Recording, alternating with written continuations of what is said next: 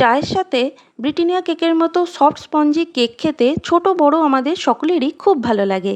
এই ধরনের কেক বাড়িতে বানানো খুব সহজ। কোনো রকম ব্লেন্ডার ছাড়াই, মাইক্রোওভেন ছাড়াই, অল্প কিছু উপকরণ দিয়ে 1 ঘন্টার মধ্যে এই রকম ব্রিটানিয়া কেকের মতো সফট স্পঞ্জি কেক কোনো রকম ঝামেলা ছাড়াই বাড়িতেই তৈরি করে ফেলা যায়। দেখতেই পাচ্ছেন বন্ধুরা, ভিডিওটাতে এখানে কেকটা কতটা সুন্দর দেখতে হয়েছে। কেকটা দেখতে যেমন সুন্দর, ঠিক তেমনি খেতেও অসাধারণ টেস্ট। এটা জানলে আপনারা অবাক হবেন যে এই কেকটা গ্যাসের চুলায় তৈরি হয়েছে।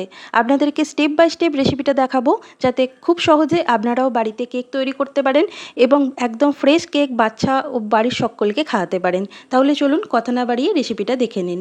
আমি প্রথমেই 2টো ডিম ভেঙে নেব। এবার ডিমের কুসুমগুলোকে সাদা অংশ থেকে আলাদা করতে হবে।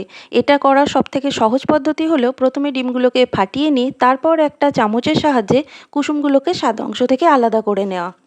এবার কুসুমগুলো সাদা অংশ থেকে আলাদা হয়ে গেলে একটা হ্যান্ড ব্লেন্ডারের সাহায্যে 2 থেকে 3 মিনিট এই সাদা অংশটাকে ব্লেন্ড করব। আপনাদের মধ্যে যাদের বাড়িতে ইলেকট্রিক ব্লেন্ডার আছে তারা ইলেকট্রিক ব্লেন্ডারের সাহায্যে ব্লেন্ড করতে পারেন, তবে সকলের বাড়িতে ইলেকট্রিক ব্লেন্ডার থাকে না।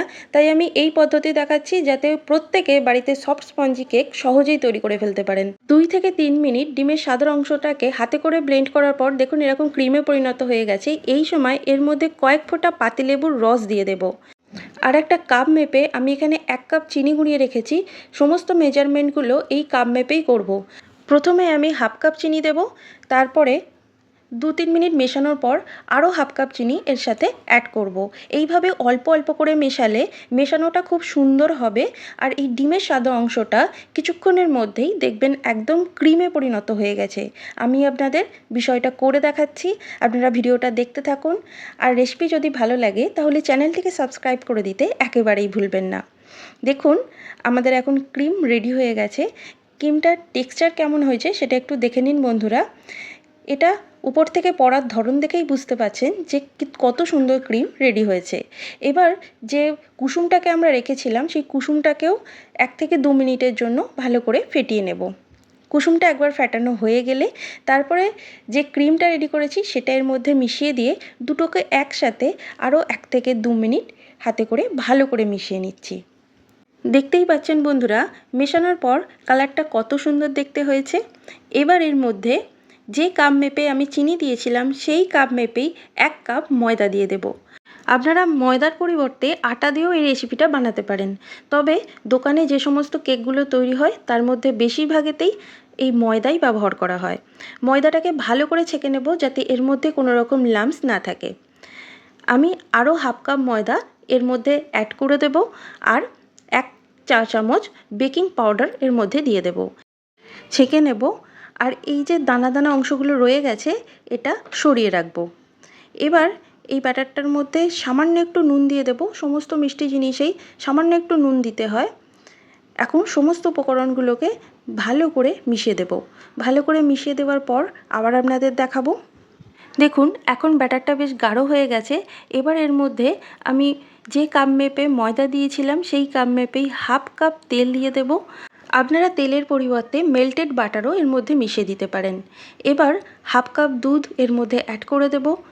আর দুধ দেওয়ার পর সামান্য একটু ভ্যানিলা এসেন্স দিয়ে দেব সুন্দর গন্ধের জন্য। এবার সমস্ত উপকরণগুলোকে আরও একবার ভালো করে মিশিয়ে নেব। সমস্ত উপকরণ একবার ভালো করে মিশিয়ে নেওয়া হয়ে গেলে এর মধ্যে টুটি ফুটি দিয়ে দেব। আমি এই টুটি ফুটিগুলোকে বাড়িতেই তৈরি করেছি। আপনারা টুটি ফুটির রেসিপি দেখতে চাইলে উপরে আই বাটনে ক্লিক করে দেখে নিতে পারেন। এখন আমি এই টুটি ফুটিগুলোর মধ্যে ময়দা মিশিয়ে দিচ্ছি যাতে টুটি ফুটিগুলো কেবলমাত্র কেকের নিচে বসে না যায় আর কেক খাওয়ার সময় সমস্ত জায়গায় টুটি ফুটিগুলো পাওয়া যায়।